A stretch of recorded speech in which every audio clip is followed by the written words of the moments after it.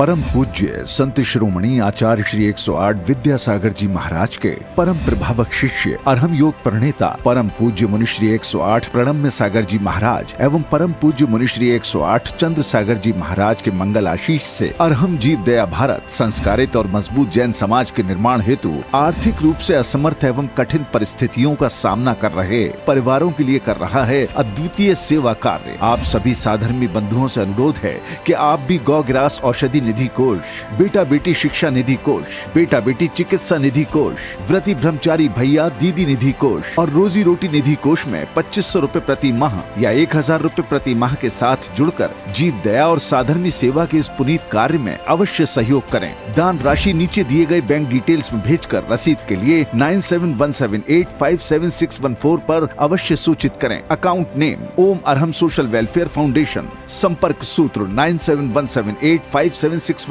8586984787, 9810843757, 9810436940। इस कार्यक्रम के पुण्यार्जक हैं प्रणम्य वाणी देवदूत। प्रणम्य गुरु की वाणी पहुँचे घर घर, सम्यक ज्ञान प्रभाव न होवे घर घर। सभी प्रणम्य वाणी देवदूत के पुण्य की बहुत बहुत अनुमोदना। अधिक जानकारी के लिए संपर्क करें। गुरु चरणों में समर्पित गुरु भक्त परिवार USA।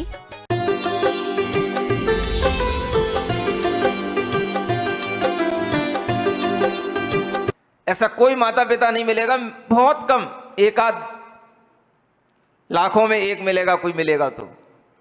समझ आ रहा है? अन्यथा सबके लिए यही स्थिति बनेगी, नहीं बेटा ये अभी का काम नहीं है, अभी तो तुम थोड़ा सा अपने घर पर रह करके माता पिता की सेवा करो, पढ़ो लिखो, थोड़ा सा ब्याह कर लो, फिर उसके बाद में देखना, ये सब बाद के काम है। और ये बाद होते होते सब लोग यहाँ बैठे हैं, सब बाद में देख ही रहे हैं। अब कब आएगा टाइम, कब आएगा टाइम? कभी भी आता नहीं है, उसे हमें अपने पुरुषार्थ से बुला लेना पड़ता है। और इस तरह की विचारधारा जिसके अंदर रहती है वह व्यक्ति ही इन क्षणों का सदुपयोग कर पाता है। यही वैराग्य का भाव है। आपके हाथ में आया हुआ पानी गल रहा है और वह पानी गलते गलते यही संदेश दे रहा है कि आयु जा रही है, आयु गिर रही है, आप जल्दी से आत्महित के कार्य में अपने आप को संलग्न कर लीजिए। लेकिन हम भी इतने ढीठ हो चुके होते हैं कि सोचते हैं अभी नहीं, अभी तो थोड़ा सा समय और है, अभी उम्र ही क्या है, अभी तो ये बच्चे सामने हैं, बेटी सामने है, बेटे सामने हैं, सब सामने रहते हैं और सब सामने से निकल भी जाते हैं। कोरोना ने सब कुछ सिखाया है, सब कुछ दिखाया है, नहीं देखा? सब देखा है ना? लेकिन फिर भी आत्महित के कार्य करने में हम अगर पीछे रहते हैं तो वह कार्य हमारे लिए बहुत ही ज़्यादा नुकसानदेह हो जाता है। इसलिए इस बात को ध्यान में रखो कि आत्महित के कार्यों में बहुत ज़्यादा विलंब नहीं करना चाहिए। किसका श्रृंगार करना, किसको सजाना, देह का श्रृंगार करते करते अगर थकान नहीं उत्पन्न होती तो कभी आपको आत्महित की बात उत्पन्न नहीं हो सकती। और हर आदमी शरीर और परिवार के कार्य में ही लगा हुआ है। सांसों का विश्वास आदमी के अंदर इस तरह से बैठा हुआ है कि जैसे सांसें हम खरीद करके लाए हैं और जब तक ये हम हैं तब तक हमारी सांसें हमारे साथ चलती रहेंगी।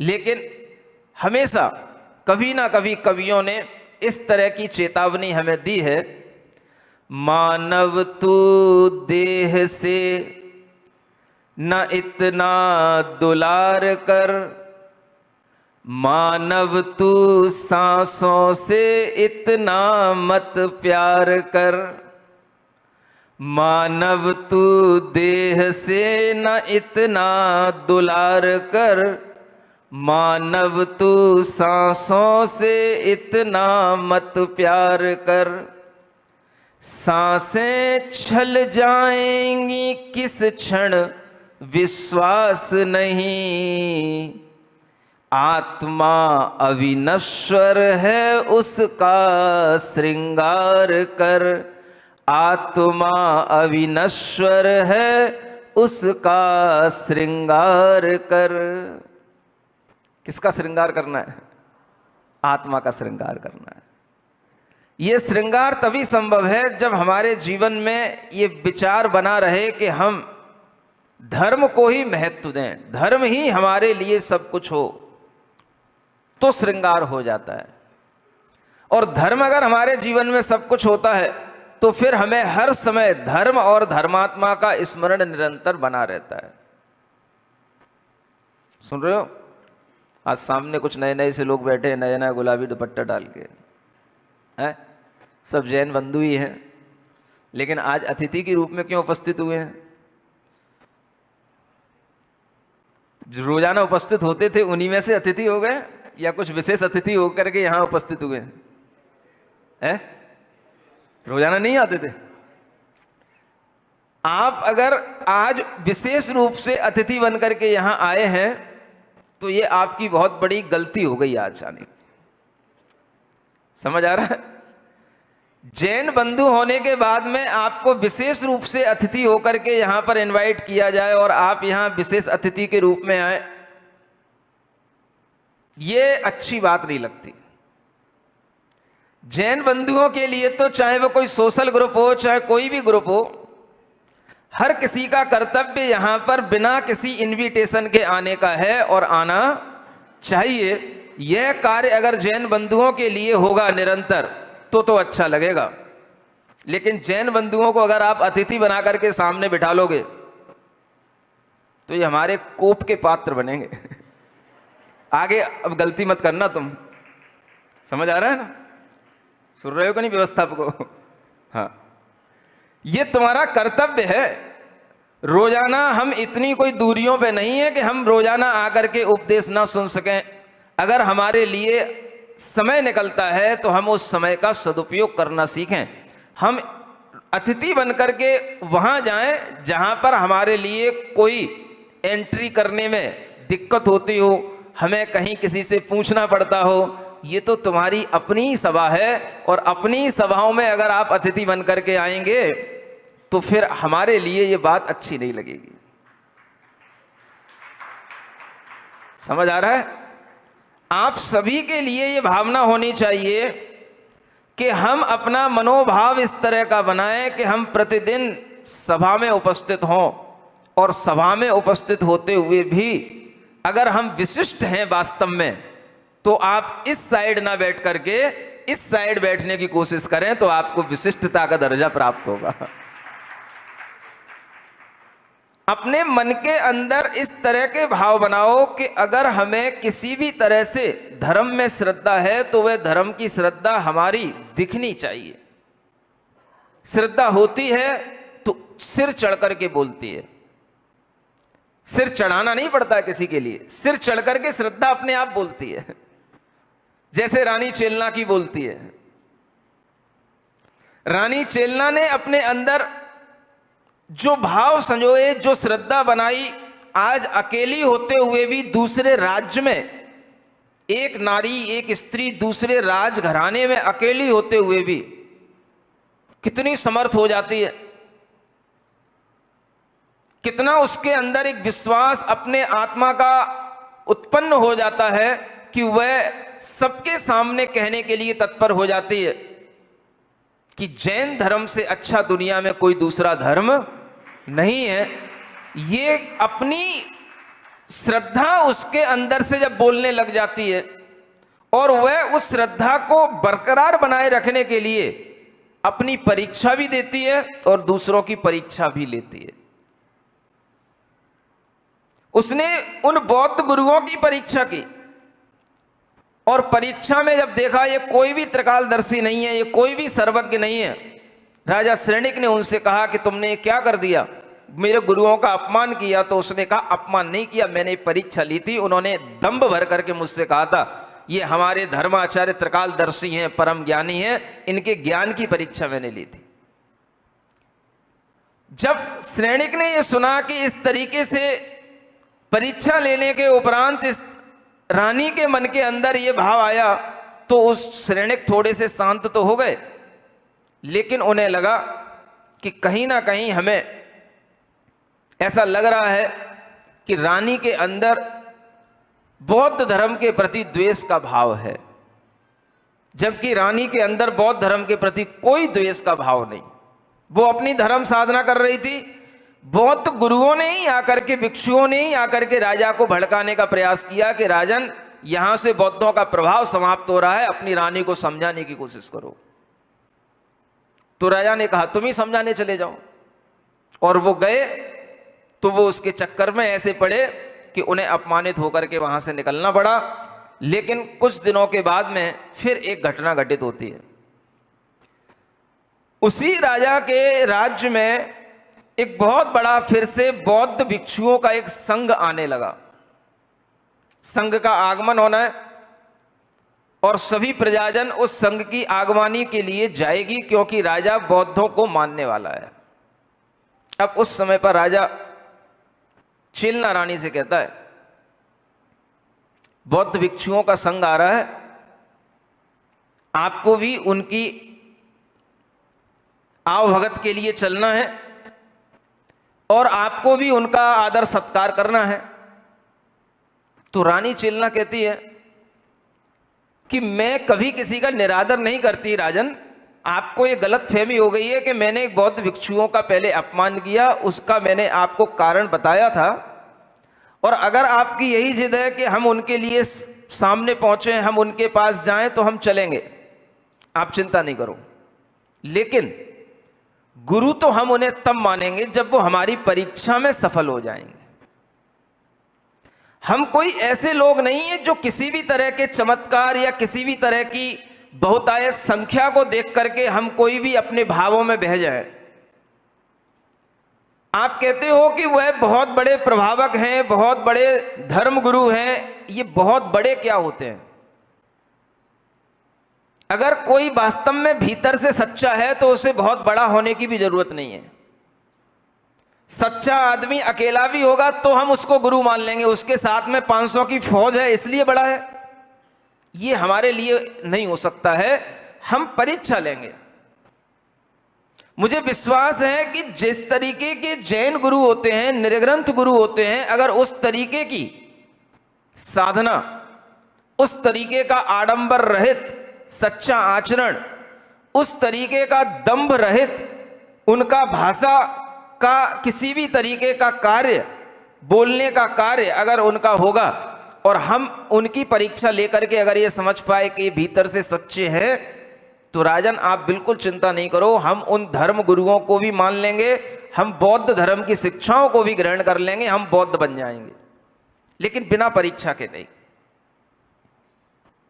कौन कह रहा है? चिलना कह रही है। किससे कह रही है? एक स्त्री के अंदर कितना आत्मविश्वास, बहादुरता के साथ में अपने पति का सामना करते हुए भी सामने आ सकता है, ये आप इस चिलना से सीखो। राजा कहता है कि निर्ग्रंथ गुरुओं के प्रति तुम्हारी श्रद्धा है, बौद्ध गुरुओं के प्रति तुम्हारी श्रद्धा नहीं है, ऐसा क्यों है? तो रानी कहती है आपने निर्ग्रंथ गुरुओं के बारे में गलत सोच रखा है। वो निष्परिग्रही होते हैं, वह दया धर्म के साथ अपना जीवन जीने वाले होते हैं, उनके जीवन में किसी तरीके का कोई दंभपूर्ण आचरण नहीं होता है, वो दिखावा नहीं करते हैं, वो जिस तरह का अपना आचरण रखते हैं वो आचरण उनकी अपनी आत्मा के लिए होता है, दूसरों के लिए नहीं होता है। और इस तरह की परीक्षा में अगर कोई दूसरा पास हो जाता है तो मैं उसको भी स्वीकार कर लूंगी, मेरा कोई इसमें आग्रह नहीं है, लेकिन बिना परीक्षा किए हुए नहीं। सुन रहे हो परीक्षा कितनी बड़ी चीज होती है? ये दूसरे नाम से नहीं चलती है कि उसके इतने फॉलोअर हैं, उसका इतना बड़ा वहां पर प्रभावना है, वो पीएम के पास जाता है, सीएम के पास जाता है, यहां से बुलावा आता है, वहां से बुलावा आता है। ये सब बातों में पढ़ने वाले लोग विवेकपूर्ण लोग नहीं कहलाते हैं। विवेकी व्यक्ति वह देखता है कि इसकी हकीकत क्या है। ये व्यक्ति कहां से बोल रहा है, ये है क्या है, इसने कहां से सीखा है, किसका अनुसरण कर रहा है, इसकी सत्यता क्या है, इसका स्वयं का अपना जीवन क्या है। और किसी की भी गहराई में जाकर के देख लेना, उनका स्वयं का जीवन या तो तुम्हें देखने नहीं दिया जाएगा, वहां तक तुम पहुंच नहीं पाओगे। दुनिया में जितने भी बड़े बड़े गुरु हैं, उनके आश्रमों के उन कमरों तक तुम कभी पहुंच नहीं पाओगे, जाके देख लेना आप। और जो निर्ग्रंथ दिगंबर गुरु रहते हैं, वो हमेशा खुले बैठे रहते हैं, उनके कोई कमरे नहीं होते हैं, कहीं भी अगर कमरे में भी बैठे होंगे तो किसी को रोकते नहीं है, और कभी भी आपके लिए उनकी एंट्री हो सकती है। निर्ग्रंथ गुरुओं की सबसे बड़ी पहचान है। उनका कोई मठ नहीं, कोई आश्रम नहीं, उनके लिए कोई रोकने वाला नहीं। और अगर कोई सुन भी लेते हैं कभी कि किसी को रोकने के लिए कहा जा रहा है, तो वे खुद कमरे से उठ करके बाहर आ जाते हैं, भैया किसी को रोको मत, आने दो। लेकिन आपको इतने साधारण लोग कभी भी असाधारण नजर नहीं आएंगे। आपको हमेशा असाधारण लोगों में ही असाधारणता नजर आएगी, क्योंकि वहां तक आपकी पहुंच नहीं हो सकती है। और इसी कारण से एक बहुत बड़ा माहौल बनाया जाता है।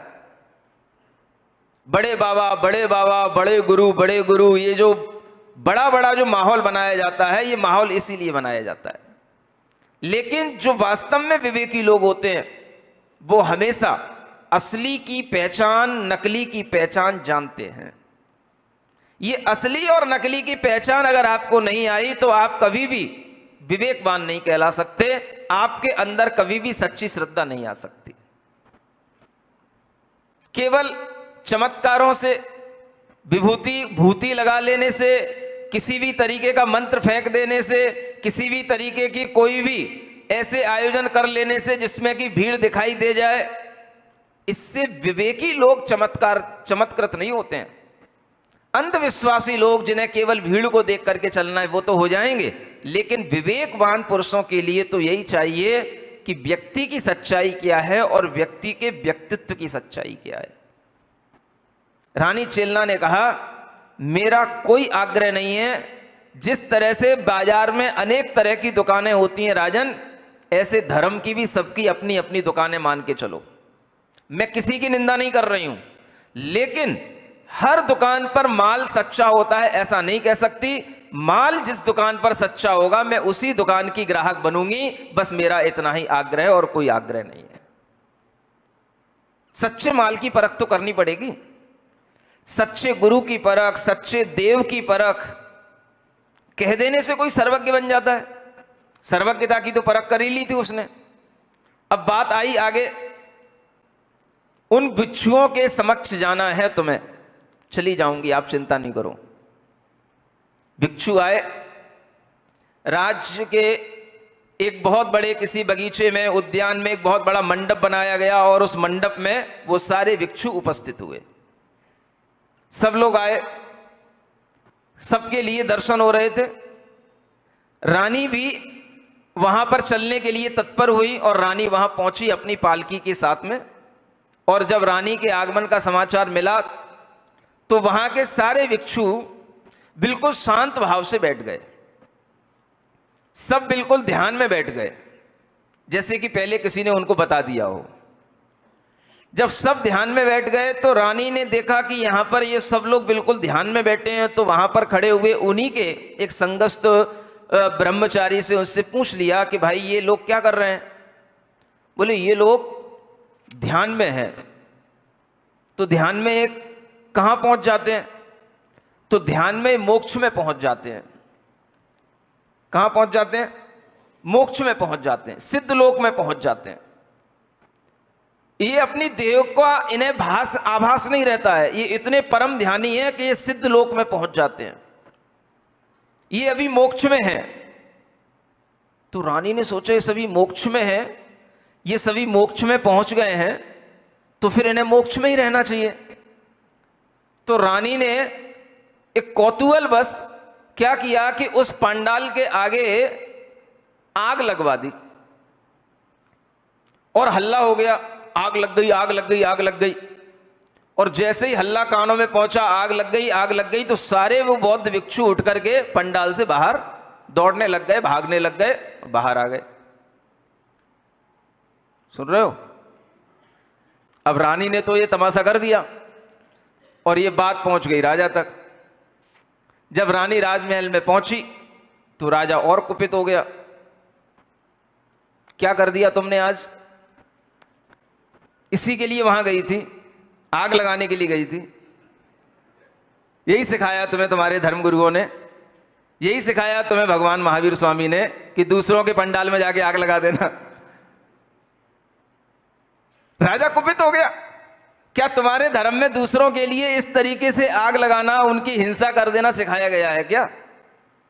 तो रानी कहती, राजन आप नाराज ना हो, अगर आप धैर्यपूर्वक हमारी बात को सुने तो हम आपको एक बहुत अच्छी युक्ति के साथ में एक बहुत अच्छी कहानी बताते हैं और उसको सुनने से आपके परिणामों में शांति जरूर आ जाएगी। मेरी बात बस आप सुन लीजिए। क्या सुनाना चाहती, सुनाओ, बैठा हूं।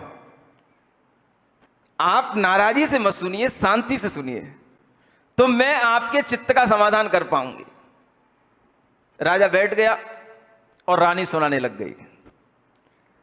राजन, कौशांबी नगरी की एक बात है। वहां के राज्य में एक राजा भी रहते थे, वहां पर सेठ भी रहते थे, और सेठों में 2 सेठ ऐसे थे जिनकी आपस में बड़ी मित्रता थी। मित्रता होने के नाते उन्होंने अपने विवाह के उपरांत आपस में एक वायदा कर लिया कि अगर तुम्हारे लिए पुत्र हो और हमारे लिए पुत्री हो तो हम अपनी पुत्र और पुत्री का विवाह आपस में करा देंगे। ऐसा उन्होंने आपस में एक एग्रीमेंट कर लिया। कालांतर में संयोग से उसके पुत्र हो गया, उसकी पुत्री हो गई। अब जब पुत्र और पुत्री हो गई तो वो पुत्र हुआ, वो पुत्र की जो आकृति थी, आकार था, वो नाग के आकार का था। कैसे आकार का? नाग के आकार का, सर्प के आकार का था। बड़ा विचित्र था वो। लेकिन दोनों सेठों ने आपस में एक दूसरे की बात को रखते हुए उनके बड़े हो जाने के बाद में उन पुत्र और पुत्रियों का विवाह करा दिया। विवाह हो गया और विवाह के उपरांत वह जो पुत्री थी, उस पुत्री की मां कहती है, बेटी देख तेरा भाग्य कैसा है, तेरे पिता ने पहले से ही ये संबंध बना रखा था, इसलिए तुझे ऐसे कुरूप इस नाग के आकार वाले पति के साथ में तेरा विवाह करना पड़ रहा है, और ये तेरा विवाह हुआ है, तुझे कैसे जीवन में सुख मिलेगा। लेकिन क्या करूं, अब मेरी मजबूरी है, जो बात पहले कर दी है उसको निभाना पड़ेगा। और उसका विवाह करने के उपरांत उसकी मां के लिए बड़ा दुख हुआ।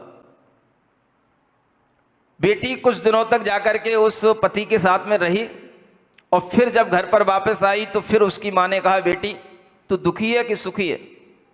तो बेटी ने जो हाल था वो सारा हाल बताया कि ये पति दिन भर तो नाग के आकार में रहता है और रात्रि में अच्छा सुंदर मनुष्य बन जाता है।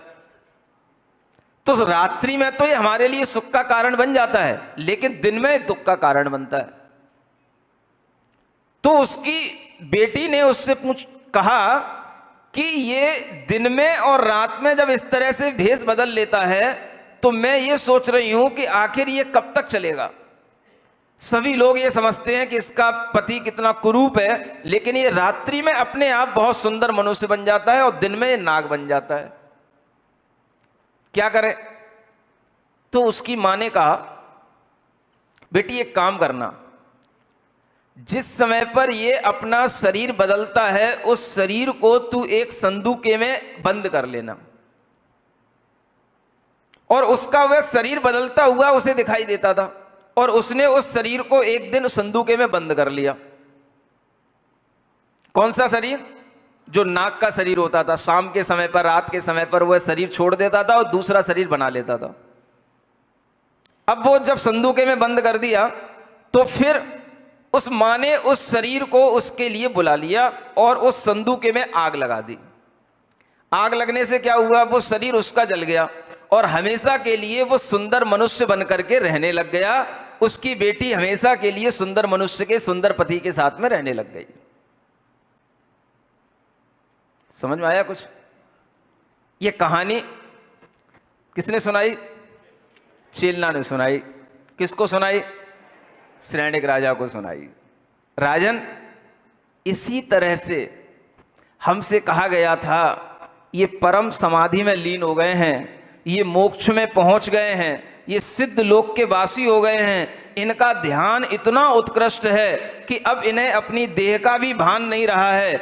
हमने इसीलिए सोचा कि अगर इनका शरीर जल जाएगा तो ये हमेशा सिद्ध लोक में ही रहे आएंगे, उसी के सुख में मग्न रहेंगे, क्यों इन्हें संसार का दुख भोगना पड़ेगा। इसलिए हमने उस पंडाल में आग लगवाई थी राजन। लेकिन हम क्या करें, वे सब भाग खड़े हुए, कोई सिद्ध लोक में नहीं पहुंचा, कोई परम समाधि में नहीं था, कोई ध्यान में नहीं था। ये सब ढोंग कर रहे थे और ढोंग करके लोगों को बेवकूफ बनाते हैं। ये सारा ढोंग का आचरण हमने इनका देख लिया और इसी कारण से हमारे अंदर विश्वास नहीं हुआ कि हम इनके चरणों में नमस्कार करें, और इसीलिए हम वहां से आ गए। राजन, हमने इनके लिए अच्छा ही सोचा था। आप बताओ, अगर कोई सिद्ध लोक में पहुंच गया है तो क्या वहां से लौट करके क्या फिर से शरीर धारण करता है क्या? ये सिद्ध लोक में पहुंच जाना भी क्या अपने घर में पहुंचने की तरह खेल है क्या? जब मन आए तब कोई सिद्ध लोक पहुंच गया, जब मन आए तब सर्वज्ञ बन गए, जब मन आए तब घोषणा कर दी हमें बोधि की प्राप्ति हो गई, हम बुद्ध हो गए। ये सब क्या तमाशे हैं? ये सब घोषणाओं से होने वाली चीजें हैं क्या? न जाने कितने शिष्यों के लिए बुद्ध ने घोषणा कर दी, ये शिष्य हमारा बुद्ध बन गया, ये शिष्य हमारा बुद्ध बन गया, ये शिष्य हमारा बुद्ध बन गया। अरे भाई, घोषणाओं से बुद्ध बनते हैं क्या? बुद्ध बनने की भी कोई योग्यता होती है कि कोई उसके लिए अंदर अगर बुद्धता आ गई है तो उसकी भी कोई परीक्षा या उसका भी कुछ ऑब्जर्वेशन होता है कि नहीं होता है। और ये बात जब राजा से कही रानी चेलना ने, तो राजा उस समय पर निरुत्तर रह गए। निरुत्तर तो रह गए, लेकिन उनके मन में अभी भी बौद्ध धर्म के प्रति श्रद्धा हटी नहीं। वो रानी चेलना की बातों का उत्तर नहीं दे पा रहे, इसलिए निरुत्तर रह गए। लेकिन उनके मन में अभी भी ये लग रहा है कि रानी ने गलत किया, रानी को ऐसा खिलवाड़ नहीं करना चाहिए। और रानी ने ये खिलवाड़ नहीं किया, रानी ने ये परीक्षा ली। और वह परीक्षा लेने का कारण क्या था?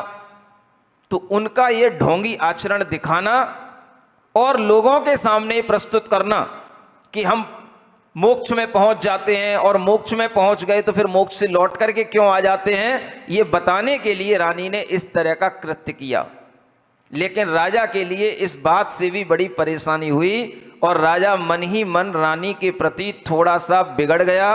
और रानी के प्रति उसका जो एक भाव था कि ये हमेशा पहले जिस तरीके से धर्म सहिष्णु दिखाई देती थी, अब वैसी नहीं दिखाई दे रही है। इसका आग्रह जैनों के प्रति ज्यादा है और इसका दुराग्रह बौद्धों के प्रति दिखाई दे रहा है। इसलिए राजा के मन में आया कि अब समय आएगा तो हम भी कभी देखेंगे, हम भी कभी परीक्षा लेंगे। लेकिन उसने उस समय पर कुछ नहीं कहा और रानी की बात सुनकर के वो शांत रह गया। समझ आ रहा है? ये बहुत बड़ी बड़ी युद्ध हैं, बहुत बड़ी बड़ी लड़ाइयां हैं। भगवान की परीक्षा करना, कौन से धर्म गुरुओं को माना जाए, कौन से धर्म शास्त्रों को माना जाए, कौन से भगवान को माना जाए, क्योंकि दुनिया में भगवान की भी बाढ़ आई हुई है। समझ आ रहा है? हाँ, बाढ़ है, बाढ़। कितने भगवान, अब उनके बीच में कोई एक तो सच्चा तो होगा। नहीं समझ में आया? आचार्य समंतवत परीक्षा लेते हैं तो वो कहते हैं कश्चिद एको भवेद गुरु। मैं मानता हूं कि बहुत सारे भगवान हैं, दुनिया के लोग अपने आप को सर्वज्ञ कह रहे हैं, लेकिन एक तो उनमें गुरु होगा, एक तो उनमें सच्चा होगा। बस उस एक की खोज करना है कि सच्चा कौन है। कश्चिद एको भवेद गुरु, कोई तो एक होगा जो गुरु वास्तव में होगा, जो वास्तव में अंधकार रहित होगा, जो वास्तव में सर्वज्ञ होगा। और उस सर्वज्ञ की परीक्षा आचार्य समंतभद्र महाराज ने भी ली। सर्वज्ञता के लक्षण क्या होते हैं, सर्वज्ञ व्यक्ति किस तरह के आचरण करने वाला होता है, सर्वज्ञ होने के लिए आत्मा में कितनी वीतरागता आनी चाहिए, ये सब विचार करने पर ही परीक्षार्थी लोग भगवान को अपनाते हैं, शास्त्रों को अपनाते हैं, गुरुओं को अपनाते हैं। केवल पंथ के व्यामों में नहीं। पंथ के व्यामों में पढ़ करके जो लोग कुछ अपना लेते हैं उन्हें अपने गुरुओं पर भी विश्वास नहीं रहता है। यही तो वजह है कि आज जैन धर्मावलंबियों को भी देखोगे तो उन्हें अपने धर्म गुरुओं के पास आना जाना तो होता है, लेकिन उन्हें कोई श्रद्धा नहीं होती है। इसीलिए उन्हें जहां कहीं भी दिखाई देता है कि हमारी मनोकामनाएं यहां सिद्ध हो रही हैं, वहां सिद्ध हो रही हैं, वो वहीं पहुंच जाते हैं। ये बाबा आ रहे हैं, वो बाबा आ रहे हैं, वो वहीं पहुंच जाते हैं। ऐसे कितने ही लोग होंगे जो कौन कौन से बाबाओं के चक्कर में पड़ चुके होंगे और उनकी कृपा ले चुके होंगे। समझ आ रहा है? ऐसे कितने ही जैन होंगे और वो सब जैन लोग जानते हैं कि ये सब कुछ नहीं है, लेकिन फिर भी मन है कि मानता नहीं है। बस वही वाली बात है। अब मन कब मानता है? जब मन में श्रद्धा हो तो माने।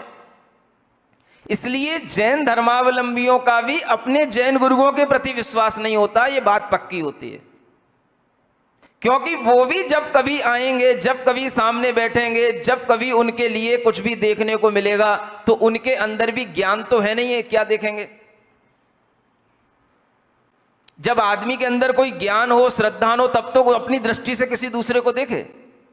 जब जैन धर्मावलंबियों में ही ज्ञान नहीं है कि धर्म जैन मुनियों के अंदर का सत्य क्या है, सम्यक दर्शन ज्ञान चारित्र क्या होता है, उसकी ABCD जब उन्हें ही नहीं मालूम होती है तो उन्हें भी उन गुरुओं पर श्रद्धा नहीं होने के कारण से सब जगह चक्कर लगाने को मजबूर होना पड़ता है और होते रहते हैं।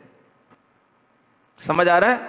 इसलिए कह रहा था जैनों की सभा में जैनों को अतिथि बन करके नहीं आना है। अगर ये तुम्हारी सभा है तो तुम यहां पर आकर के एक सामान्य व्यक्ति की तरह बैठो, जिसको देख करके तुम्हें ये लगे कि हमें अगर जैन गुरुओं का, अपने साधुओं का सानिध्य मिला है तो कुछ हम ज्ञान प्राप्त कर लें इनसे, कुछ हम इनसे विवेक प्राप्त कर लें जो हमारे जीवन में काम आए, और हमारे अंदर का कोई भी मोह मूढ़ता अगर दूर हो जाए तो समझ लेना कि हमारा यहां पर आना सार्थक हो गया।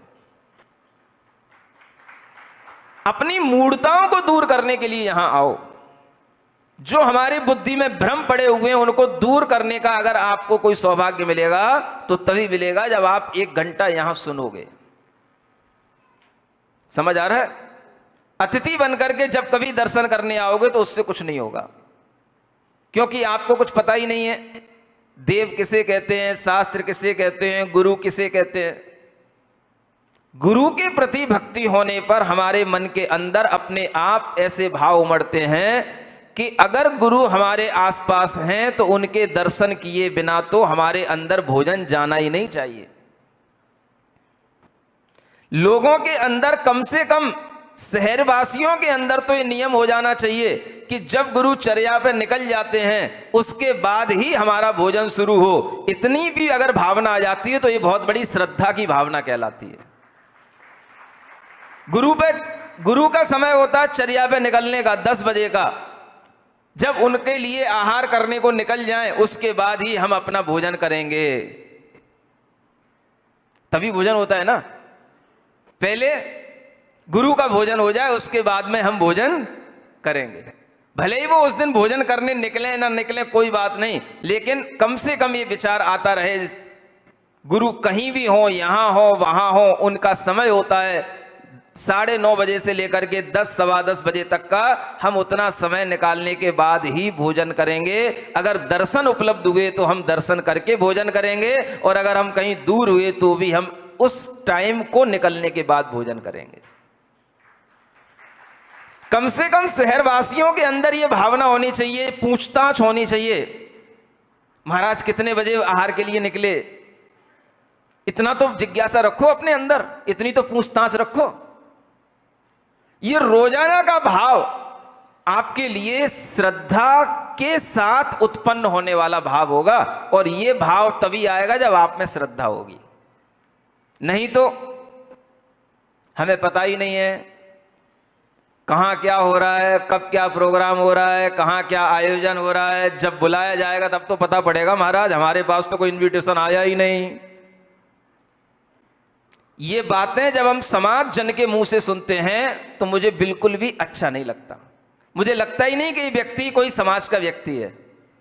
जब समाज का व्यक्ति ये बोले कि हमारे लिए कोई सूचना ही नहीं, भाई सारी सूचनाएं इस पांडाल में यहां दी जाती हैं, इस भवन में दी जाती हैं सारी सूचनाएं। यहां उपस्थित हो और यहां पर दी जाने वाली सूचनाओं के अनुसार आपको चलना है। किसी दूसरे की सूचनाओं का आपको इंतजार नहीं करना है। जो सूचना यहां बैठ करके मिल रही है उसको अपने आप को सुनना है और उसी से चलना है। सुन रहे हो कि नहीं कुर्सी पे बैठे हुए लोगों? सारी सूचनाएं यहां से उपस्थित होनी चाहिए, यहां से डिलीवर होनी चाहिए। ये विचार जब तक जैन समाज में चलेगा कि ये हमको नहीं बताया गया, वो हमको नहीं बताया गया, तब तक ऐसा लगता है कि आप कुछ काम के नहीं हो, सिर्फ काम बिगाड़ने वाले लोग हो। जिन्हें काम का होना होता है वह खुद काम की बात सामने आकर के बैठ करके सुनता है और सबके कान में सब कुछ पहुंच चुका होता है। ये इतनी भली समाज होती है कि हम अगर विचार भी कर लें, बोले नहीं मुंह से, तो भी इनके कान में बातें पहुंच जाती हैं जो हमने विचार कर ली है। ये इतनी भली समाज होती है, नहीं समझ में आया? इतनी बुद्धिमान समाज है ये। और कोई बात अगर मुंह से निकल गई और एक के पास पहुंची हो दूसरे के पास ना पहुंची हो, ऐसा संभव ही नहीं है। फिर भी आदमी अगर इस तरीके की विचारधारा सामने रखता है तो सामाजिक एकता के विखंडन में वह कार्य कर रहा है, यह सोचना चाहिए। सामाजिक एकता का मतलब सब समाज के लिए एक भाव, सब समाज के लिए एक उपदेश, सारी समाज के लिए एक सूचना, यह सामाजिक एकता में होता है। और इस तरह की एकता अगर बनी रहेगी तो ये चतुर्मास में आनंद आपको जितना अभी आ रहा है उससे अभी 4 गुना आगे और आगे आएगा। अगर ये एकता बना के रखोगे और अपने अपने ग्रुप में ग्रुपबाजी करोगे तो सारा माहौल बिगड़ा रहेगा। समझ आ रहा है? मैं पहले भी कह चुका हूं, कोई भी ग्रुपबाजी, हमारे सामने सिर्फ समाज होनी चाहिए और कुछ नहीं। मुझे कोई ग्रुप से कोई मतलब नहीं है। जो हमारे सामने बैठेगा, जो हमारी बात सुनेगा, जो इस सभा में उपस्थित होगा, वो सिर्फ मेरा है, वो मेरा भक्त है, उससे मुझे मतलब है। बाकी तुम कोई भी बने रहो, मुझे किसी से कोई मतलब नहीं है। ये बात हमेशा ध्यान रखो कि हम गुरु के समक्ष सिर्फ एक सामान्य सामाजिक प्राणी है और कुछ नहीं है। और यही बात हर एक व्यक्ति के अंदर होनी चाहिए। जो अतिथि हैं वो दूसरे होने चाहिए। समाज का कोई व्यक्ति कभी अतिथि के रूप में हमारे सामने ना आए। बुरा मत मानना, आज आप लोग नहीं सोचोगे आज हम कहां फंस गए। हाँ, समझ आ रहा है? जो विचार आपको यहां दिए जा रहे हैं उन्हें दूसरों को भी बता देना और इन्हीं विचारों पर आगामी समय में अमल होना है। बोलिए महावीर भगवान की।